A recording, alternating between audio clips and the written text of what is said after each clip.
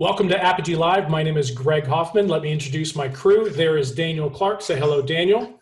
Hello. And there is Kristen. Hello, Kristen. Hi. You're not at home. Where are you? I'm in a bar. Okay. I mean, apropos of all the things, right? No, it's also 1 o'clock in the afternoon. Why not? I actually know a number of people here right now, which is funny. I walk in and I was like, oh, I know you, and you. But it's also a coffee house, to be fair, and they have the best Wi-Fi in town outside of my house. So I'm here. All right. So we are talking about last week's ShareASale Awin Think Tank. It's their every other year network conference. And, oh, see, she's drinking Diet Coke, so she's good. That's right. All right.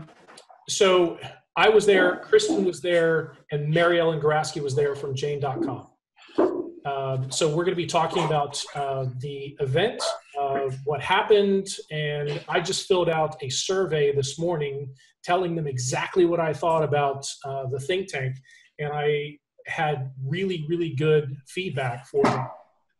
But it also goes to some of the feedback that I heard from other people at the Help Us Help You session at the end of the conference. So we can talk about that. Kristen, what did you think of ShareASale Think Tank? I liked it. I mean, it didn't stray very far from a traditional think tank, which 2013 was my first one. So this was my, third think tank? Third. And I mean, think tank's my favorite conference. So I feel like it has a high bar of expectation for me. But this definitely met that bar. This was my fourth one, sorry, thinking. And yeah, it was very good. I had a little bit of critiques on the sessions. I feel like there was only one that I really came away with like anything.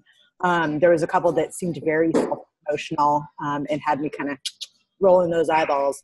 And I felt like, they could have been shorter. I really like in the past when they've done shorter breakout sessions that were more educational and talking about different tools in the interface or strategies that you can use, as an affiliate or as a manager. But overall, I thought they did a really good job for the first co-branded conference. Yeah, this was the first co-branded, and there was one person that was missing, and everyone that's been associated with ShareASale, it was a sad thing, but Brian Littleton, the founder of ShareASale, was not there because he's no longer part of the organization. So he wasn't there. He may not even been in the country.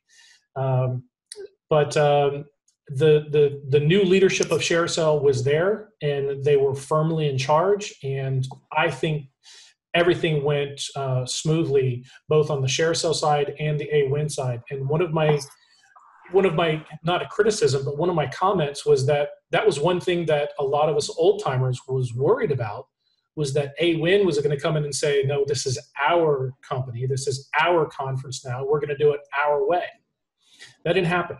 And so even talking with some of the ShareASale employees, they're very happy with the strategy and the direction that the company is moving in. And honestly, I needed to hear that. Mary Ellen, what did you think?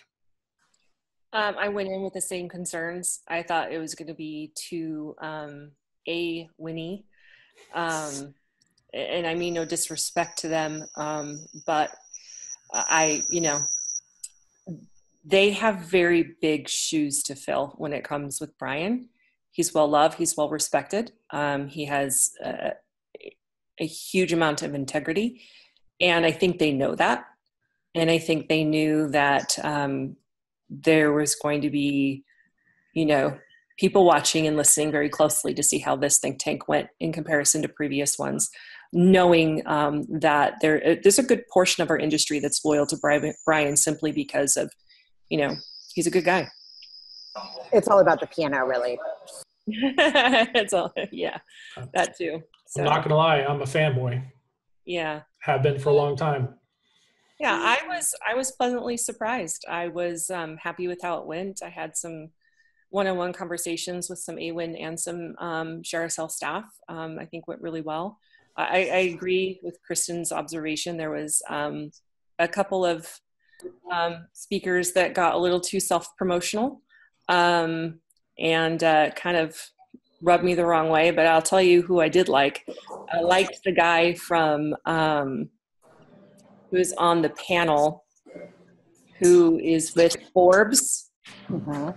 Loved him, loved him, loved him, and his transparency. And I'm new to this space, so I'm learning as I go. And he had me in stitches, as well as just being true and honest that the affiliates is something new to him, and he's just getting his brain wrapped around it.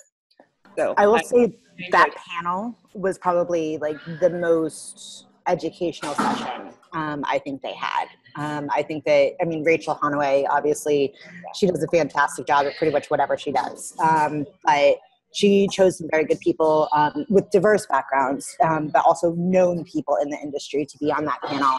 And I think that they covered some good topics and ranged, you know, obviously from publishers to in-house merchants to agencies. It was kind of fun to see that. But I agree, the guy from Forbes was great because he's like, I have no freaking clue what I'm doing, but I'm going to sit here and tell you. Tell you how I'm making it work, which is great. And I think it was encouraging for, you know, a lot of those content and social people who don't have a platform as big as Forbes to know that there's people with a big name. I mean, Forbes is about as big as they come in our country. And to have him sit up there and say, yeah, I'm new at this and I'm just learning as I go, I think was pretty encouraging for, you know, the content and the influencer affiliate that we all know and love. So. And that leads into why I loved it the most. I think this was probably the best think tank ever for the one-on-one meetings. And I would say for the last 3 years, we love our bloggers, we love our influencers. But for the last few years, we've had a lot of new bloggers that didn't even understand affiliate marketing, and they were going to Think Tank, and the conversations were a little awkward because they had no idea what we did or how they fit into the world. And now Kristen and I sat down and talked with really big publishers that are new to affiliate marketing, but they work for companies like Forbes and some others. We talked to some really big publishers that, you know, if they get active in our program, it is going to make a significant impact immediately.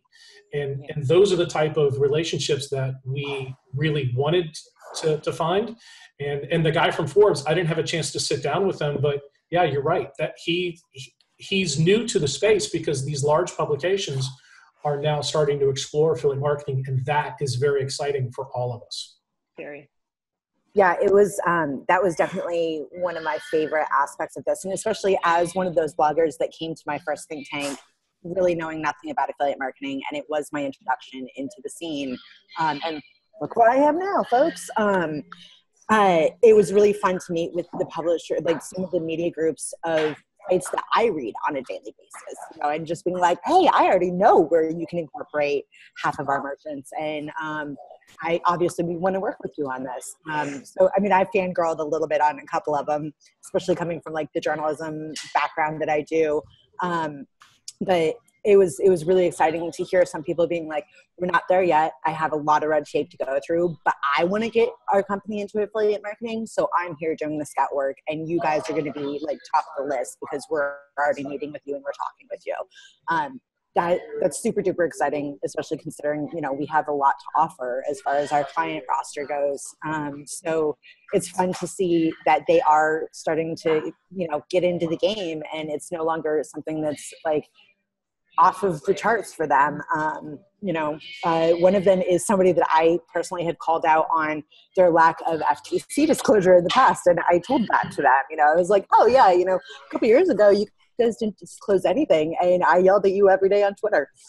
And she was like, oh yeah, no, I'm in charge of this. So I make sure that we disclose every day now. And, you know, that was a really fun conversation for us to have. But just in general, sitting down with those bigger publishers was great.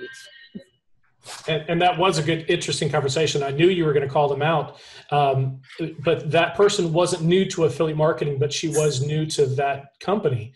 So it's exciting that we could sit down and talk to her about possibilities. I mean, we're talking about publishers that if they talk about our products, they could actually break some of our merchants' sites. I mean, that. Erica, be prepared. Yeah. I know, it's like me. That sounds good to us too. So I've got the program that we got.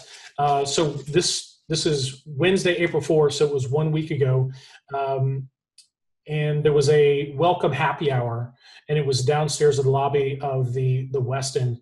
And who was it sponsored by, Greg? It was it sponsored by Fanatics? It was. Yes. That's the only reason why I mentioned it. Okay. Yeah, and Wade and Joe are not here, but they were there that night. But that was after I took Mary Ellen and Kristen to the Billy Goat Tavern. I'm never going back. What? She got sick. You're really sick. Didn't you I didn't notice know it wasn't that. at the happy hour? You didn't tell me that. I told you I was never going back. No, this is the first I've heard of it. Oh gosh. That's Disney World for me. That's the happiest place in the world. I'm sorry. I can't go back to that place. Y'all should have seen his smile at this place. Like, he's been talking about this ever since we found out Think Tank was in Chicago. He's been talking about going to the Billy Goat at least twice a day. So it was like, Daniel, you've been to the Billy Goat with me, haven't you? When have I been to Chicago? Oh, okay. I thought you'd gone with me. I've taken so many other people to the Billy Goat down in the depths of Gotham City. I figured you were one of them. Gotham City doesn't exist, right? But Batman with Joker was filmed right next to there. You know, the underground scenes where they were in the chase? That was Lower Wacker and Lower Michigan. Okay. Trust me. Yeah, All it right. was pretty cool from a, Batman's been here kind of perspective. But on a side note, my daughter goes to school with a little girl whose last name is Batman. And when everyone asks her name, she says, and I'll just say her name is Susie, right? She goes, I'm Susie. I'm Batman. Every single time. She's adorable. Susie isn't her first name, but it's adorable. I would do that too. It was pretty cool to stand in the place where Joker and Batman stood, and had a fight. But I'm sorry, Greg, I won't be going back. I'm so sorry to hear that. I am sorry to hear that too, but did you notice I wasn't at the happy hour for that reason? No, I didn't. I went to bed. I had to go to sleep. I'm sure I wasn't at the happy hour very long either. Kristen, did I go to the happy hour? you stayed the entire time. Oh, okay. All right. So moving on, let's talk about Thursday, April 5th. The welcome remarks. That was with Sarah and Alex. Alex was from Awin. So one of the very cool things is that now what they're calling the Awin group, which is Awin and ShareASale, it's co-branded as the Awin group. It's 2 female leads, which is great.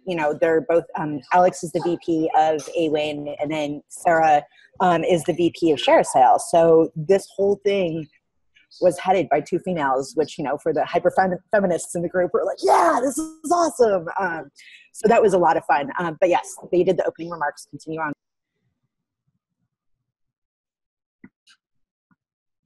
You can continue. Oh, okay. Well, I was reading and all of a sudden it went silent. So we don't need to go through all of the panel sessions, but I will say, just we did talk earlier, Rachel's session talking with agencies and in-house, and then a couple of the new publishers, that went extremely well. The one criticism that I put down on my survey this morning is something that I heard in the last session, which is Help Us Help You. It used to be called, what was it called? Things we can fix. Things we need to fix. Things we can fix. So that session, somebody brought up the fact that there was no education. There were no panels. Well, there were a couple panels, but it was you. Okay. In the past, Daniel and I were able to sit down with some of the programmers, or I sat down with Tiffany, or in the past it was Jessica or others. And okay, all you managers in the system, this is something new. Let's go into the dashboard and let's show you the interface. They had affiliate sessions, how to use the interface. They didn't do any of that this time, and I think that was a missed opportunity where they could have taken the merchants like Mary Ellen, they could have taken the agencies, they could have taken affiliates into different rooms with different employees or experts. And at one point, I led one of the sessions a few years ago where, you know, we're sitting there teaching others about the interface. I definitely would have gone to learn more about the Awin interface, because I know for a fact we are going to be launching some international programs on Awin over the next few months. That would have been a great opportunity to sit down and have a formal session on how to use their interface. So I definitely want to see more of that in the future. They need more educational opportunities. That was hang definitely something, like my first thing. Oh, Hang on, Kristen. Phil, go ahead. Especially since this is the first think tank since the new ShareASale interface. Right. Yeah, it is the first one as the combo. Fumbling around trying to figure things out, where things are, and finding new things all the time. Right. Like you said, with people who really weren't familiar at all with Awin, that's really surprising that they would not have had a couple sessions. Well, I think they certainly need more. I think they need more time. That was another suggestion I put in there. There's really only one day where there's time for meetings and educational sessions, because then the last day there was a presentation and then the basically the things we need to fix. So there it was the awards and the things we need to fix. And in the past, like, networking events even have gotten started as early as like noon on the Wednesday. And the first event was the happy hour, and that didn't start until 7:30 at night on Wednesday. So I think even just allowing more time for that, or like, you know, they've done like the wine tasting and golf outing, and then they'll do dinner where you have like a forced networking event where you're, you know, assigned to sit next to somebody that you don't know, but you can interact with, or, you know, there's some commonality there. That has always been something that has been successful. And that's not something that they did this time. But I mean, that's also along, Phil, I think that you were talking about, I'm sorry, I couldn't hear you very well, but you were talking about this was the first one since the new interface rolled out on both the merchant and the affiliate side. And I think that people do definitely still have questions about all of that. Am I freezing? I feel like I might be freezing. And yep, I froze. Yeah, they could have used more opportunity for education and networking, I think. And that would have, starting earlier would have helped that. I like the term, you just said forced networking. And that really was how it was. That's a good term. So I suggested we need 2 full days. And maybe we need, like Kristen suggested, maybe we need more time on Wednesday when we get in. We could also do some more stuff on Friday. Because honestly, when it was all over on Friday, we still had time. We didn't really have a plan. We didn't have anything to do for a few hours. So we could have done some more forced networking. I mean, I drink champagne. Yes, I was there. I had some Jameson, so because it was after 12 o'clock. But why did you? No, we had Jameson because we got to celebrate. We did get to celebrate. So we celebrated Daniel's award. Kristen, tell them about Daniel's award while I get it. So we were up. Tell them about my award that he has. So we were nominated along with Acceleration Partners and CNET for best use of technology. And it was kind of a big deal because AP is obviously significantly larger than us, not only in their team, but in their client roster. And then CNET is freaking technology business website. So like, duh. So literally we're sitting there, and pardon my French, but we're sitting there and they announce Apogee, and I go, holy shit, you know, obviously loud enough for the entire room to kind of giggle. But yeah, we got the award for best use of technology. And that not only comes from Daniel's super hard work on the back end, which is, you know, obviously the superstar, but it also comes from things like these Zoom meetings, the fact that we use Slack, the fact that we, you know, use our Facebook group to interact with people. It comes from just our overall use of technology to streamline and communicate, and then enhance our jobs and the education, activation, and the overall experience for other clients and our affiliates. And I put that big stabby thingy in my suitcase and got away with it through TSA, believe it or not. Didn't Mary Ellen say that you wouldn't? Oh, that's right. Yes. I carried the box through TSA just in case I had to ship it back or call somebody to come pick it up, because you told me that I wouldn't be able to. But I think you would be able to. I wrapped it up in my pants and I put it in my suitcase and bit. You wrapped it in your pants. Now I don't want it. You can keep it. I was going to say something about you sending it to me, but I don't want it now. So this was the first time that ShareASale has done, or ShareASale Awin Think Tank, whatever, has done awards. And there are other networks that do awards, but it's always felt a little bit strange with some of those networks. But this, I feel like most of the awards were people who legitimately earned them, us included, duh. But the, best advertiser team went to Wade and Joe at Fanatic. I've got the list. Let me read the list. Okay. Take it away, Greg. So I'm going to read. This came from their blog post last week when we found out, or it was 2 weeks ago when we found out we were even nominated. It says, Awin and ShareASale are very pleased to present the first ever Think Tank Network Awards at this year's blah, blah, blah, blah, blah. Below, you will find our represented categories and a complete list of nominees with a brief explanation of our selection criteria. All current clients with an active program were eligible to receive a nomination. Nominees were selected internally after thorough review of program performance on one or both networks. Advertiser newcomer. Nominees in this category launched a program on either the Awin or ShareASale network within the past 12 months and have demonstrated success in affiliate recruitment and activation, dedication to the channel, and incremental growth in program performance. And the nominees were Gymshark, MyPillow, and Best Choice Products, and the winner was Gymshark. And I don't really know much about Gymshark, but I seem to have seen a lot of ads in the ShareASale interface of Gymshark recently. And they actually had a team there, so it was good that Gymshark won. The next one was Best Content Strategy. Our selected nominees in this category have incorporated content and content affiliates into their performance marketing strategy. Notable efforts include recruitment and acquisition tactics, engagement strategies, and unique content-focused promotional opportunities. I would have liked to have seen Jane nominated for this one, but she didn't get in there. Jane, that woman.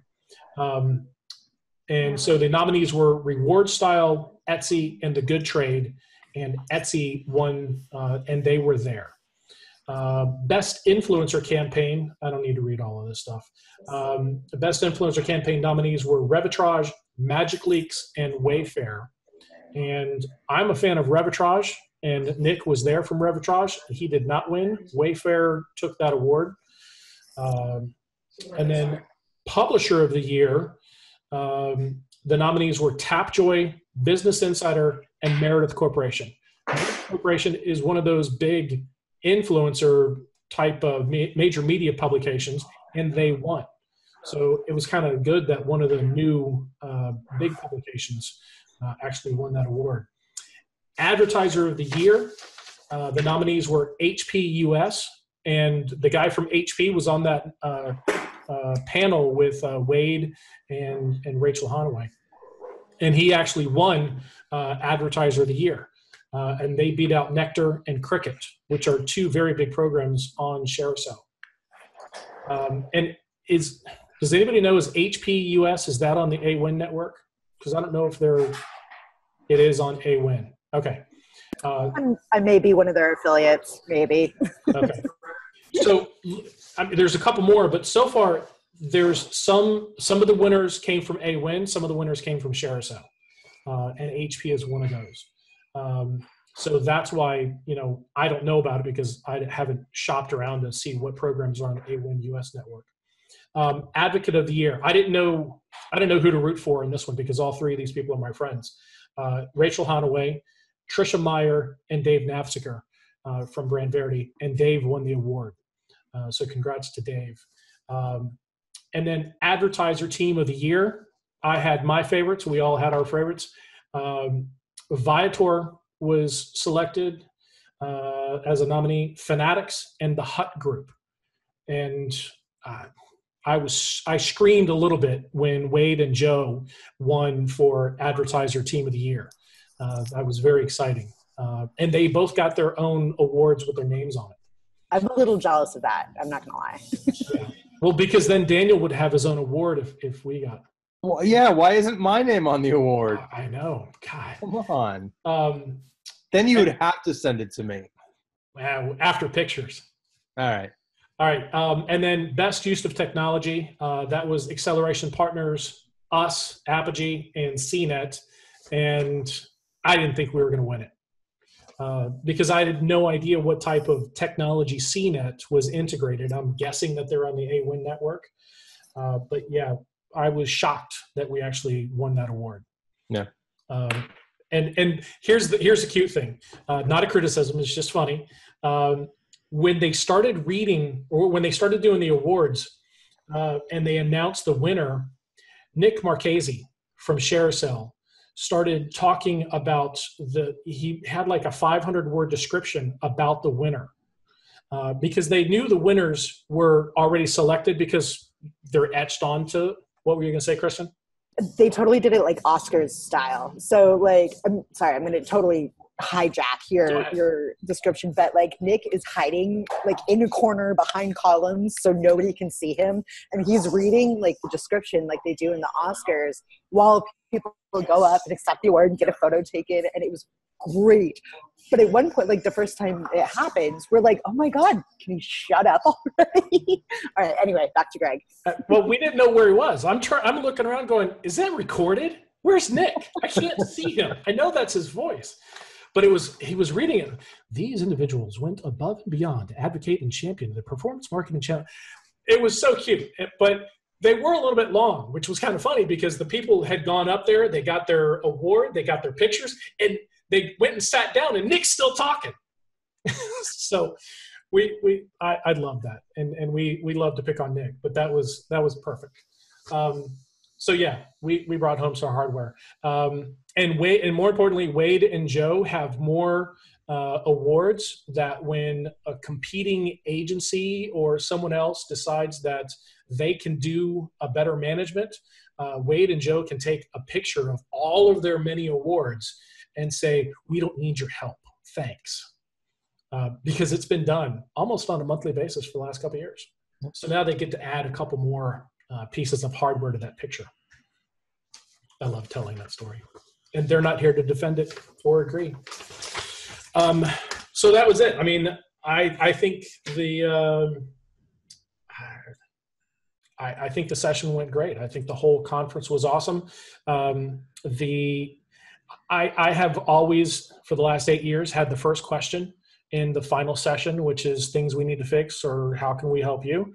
And so I'll talk about you in a second, Mary Ellen. So the official part started where she says, okay, this is where we're going to be talking about, things that we can do better. Greg, you've always had the first question. Go ahead. And I said, I don't have any questions. Everything that we've needed has been taken care of by Tiffany on the OPM side. So Tiffany is our contact at ShareASale, and whenever we have something that we need, she fixes it, or we talk directly to the programmers. And I think the affiliate interface update and the merchant interface update over the last year has fixed most of the things that Daniel and I have been complaining about for the last 4 or 5 years. But during the beginning of the session, when she was saying, what can we do better about the conference, Mary Ellen jumped in and starts complaining about things in the interface. I was not complaining. I was late. I apologize. I had somebody who wanted to pick my brain, and I walked in not realizing we hadn't gotten to the fix-it session yet. That's okay. You didn't steal my thunder because Sarah still gave me that opportunity in that official part, so I was okay. But it has an asterisk. It's it's next to. There's an asterisk. Thanks. I stole your thunder. I'm sorry. I actually had more questions and suggestions than Greg did. Kristen wouldn't shut up. I wouldn't. I couldn't. I had so many ideas, especially because I am familiar with both the affiliate side and the OPM side. You know, so I'm like, there are things that can totally be done better. And some of them, you know, I've repeated ad nauseum to the dev team at ShareASale, and they're probably like, Kristen, put a sock in it. But you know, Did you ask them? When I'm going to get my notifications for the API updates?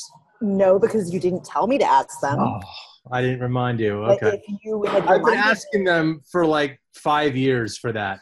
Daniel, you know, Every if you affiliate remind summit, me, every think tank that I go to, like 3-4 times a year for the past 5 years, I've been asking for that.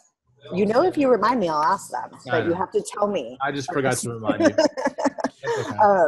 That's okay. It's become almost a joke now. Oh, Daniel's asking for automatic update notifications about the API. It's like my toggling question in the Never recruitment gets tool. done. The same thing. Like I keep asking the same question over and over again, and I can feel Ryan behind me rolling his eyes at me. That session is what really set that conference apart from other conferences, and I think it's one of 100 things that made Brian a hero in the industry. Is when he started doing that 15, 16, 17 years ago, no network owner would ever sit down in a room and say, let me have it. You know, it doesn't happen now. So, you know, he's been the only one that did it, and it was great that Alex and Sarah sat there and continued that tradition. But, you know, you'd never get that type of FaceTime or interaction with any other network. So that, and that's where ShareASale is right now, is I think because of those sessions. Another thing that I told Alex and Sarah is I want these conferences yearly. They, for some reason back in 2014 or so, they started doing every other year. And I think that doesn't help, because we all think this is the best conference around. Yeah. And it's not something that we were able to go to yearly. So hopefully they heard me and they can plan one for next year.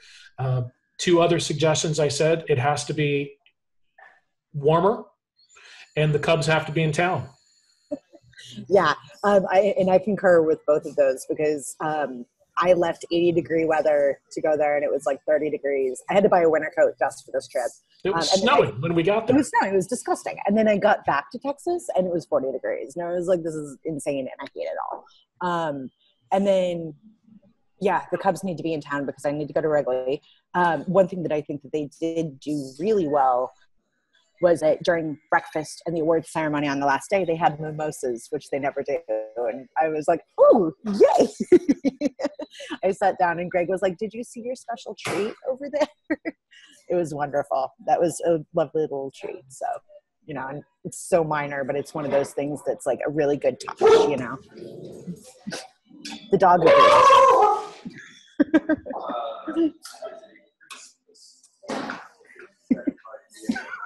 I have nothing else to say. Mary Ellen. Or should we open it up for questions, Craig? It's about that time. Just do a thumbs up. That's all you need to do. Okay. Does anybody have any questions? You can listen.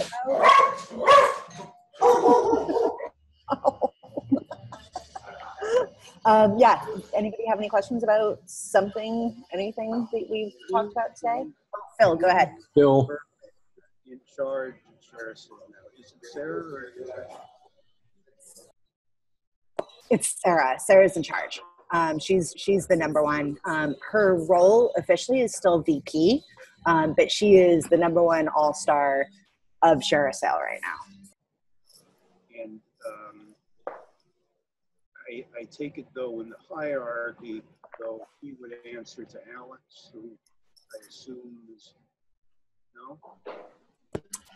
So as far as I could tell, they 100% fit it off as even roles. Everything was split perfectly evenly. Alex is the head of Awin. Sarah is the head of ShareASale. And then I guess the board, the Awin board or the Awin group board is obviously like the biggest overhead. But as far as each individual network, it's those two. And that's all we really need to be concerned with. I didn't really see or hear anything different. Greg or Mary Ellen, did you? No. So whoever was at my door, they're gone now. So I'm sorry, Phil, what was your question? Your question's about who's in charge? Hierarchy. And, if we really need to go to the person on top, who is it? So I guess from what Kristen was saying, Sarah is the #1 person at ShareASale. And while Alex has been the #1 person at Awin, she really doesn't have any oversight over Sarah. They're still independent organizations making their own policy and decisions. And those would be the two people independent at each of them. Yeah, I would agree with that. They both have the same title. Alex works for the parent company, so maybe she's a little bit more senior. I'm not sure, but for ShareASale matters, the buck's going to stop at Sarah. That was a question that I did ask you, and Kristen said that Alex doesn't really have oversight. So as much as we could tell, or I could tell, and I'm going to speak for me and Greg, but you can chime in if you think I'm wrong. It's never stopped them. But as much as we could tell, I mean, it was like they use each other for reach and technology and things that they haven't previously had access to, but it's not really that anybody is the boss of anybody. If anything, Awin kind of let ShareASale take the reins on this because it's been their baby for so long. That there was definitely more of a ShareASale specific presence in this instance than there was, an Awin presence. Like, obviously they were there, but it was very much like Awin or ShareASale kind of had the lead on running Think Tank because they know how to do it and they know how to do it well. And that's kind of what they're known for. But as far as the two companies are concerned, as far as how they use one another, it's very much like Awin uses ShareASale because they have the reputation. ShareASale uses Awin because they have the global reach and some of the technology that will help better the ShareASale interface for that global reach. It's definitely more of a complementary than a, like, we're your boss kind of situation. The only other thing that I would add to that is that I know that the programmers are adding staff members. And so Awin is actually hiring or allowing ShareASale to hire more programmers. And that's something that we've told them that they needed and they know they've needed for a long time. So there's going to be lots of new features coming out. We saw, Daniel, you would have loved this. Besides getting the award, you would have loved the roundtable that Ryan had. Ryan is now in charge of product development, and he had kind of a monopoly game of all of these different ideas and technologies that you've got a certain amount of money from monopoly money, and you put down where you want the priorities to go. If you had the money, what do you want Ryan to build? Right. And Kristen and I did a combined board because there were so many cool ideas on there. Yep. I mean, pretty much the entire board was full, with the exception of like a shitload of money going on one square. Do you remember the ideas that he had on the board? A couple of them. Because that's the roadmap. That's what they're doing. I thought about taking a photo and sending it to you. Write them down. No. There were actually a lot of them. There were probably 30 of them. But it was all good stuff. That's proprietary stuff. I'm not going to take a picture of it. I'm on your team. Greg and I can't be trusted. You know what? You can contact Ryan, and I bet you he'll send you the list. Because he likes you. You and Ryan, you're bros. Yep. Okay. All right. Cool. Should I have stopped recording, or are we still going? Did we, when the guy showed up at the door, did we go off? I have a question for when you're ready to stop recording. All right. Well, we will call it now. We're going to go offline. This has been Apogee Live talking about ShareASale Think Tank. Thank you very much for joining us. Thank you for sticking around for the entire Apogee Live video conference call. Please subscribe and click the bell for notifications.